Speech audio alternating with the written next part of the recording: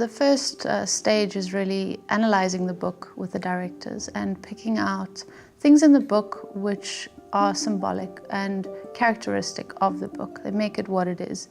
And once we have all that inspiration, we sort of go into the concept phase, a stage where we take the director's vision, what's in his mind, and get it into a piece of artwork that inspires the rest of the teams visually. Anything from a gathering of references, mood boards, it can also be paintings or illustrations, anything basically to lock down the look and feel that we're aiming for in order to be able to brief that into the departments.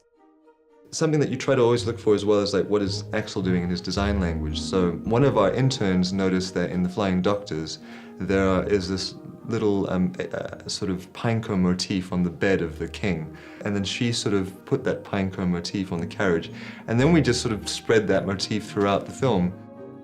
It's on the fence that Pearl sort of sneaks through to go into the woods to find Zog.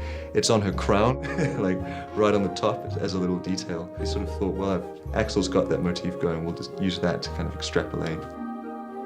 What a good idea! One of the things that we really had to concept and create from scratch was the Dragon School. We took some inspiration from the books, but that was a key location of the film that we had to completely create. All the Year 4 dragons were learning... Can you guess? Yes? Yes? How to capture a princess.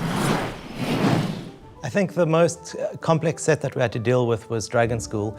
It's a very big old castle that's ramshackle and broken down, basically lying in ruins. And there were several challenges that we had to meet there. It was making it look overgrown. It needed to have lots of bricks. There's a lot of foliage around, and just the sheer size of it meant that we had to break it down into discrete little mini sets that all click together to make one greater set. If we had to sort of use the way we'd worked on Stickman to do that, it would have been a very, very dense piece of architecture. And so Andrew, our head of modeling, came up with this brilliant idea of sort of, instead of trying to build everything as a solid, model, why don't we just build really beautiful bricks? And so he sculpted some bricks for us, and then we gave those to the modelers, and they started stacking them together, and they built this amazing-looking tower. What a good idea!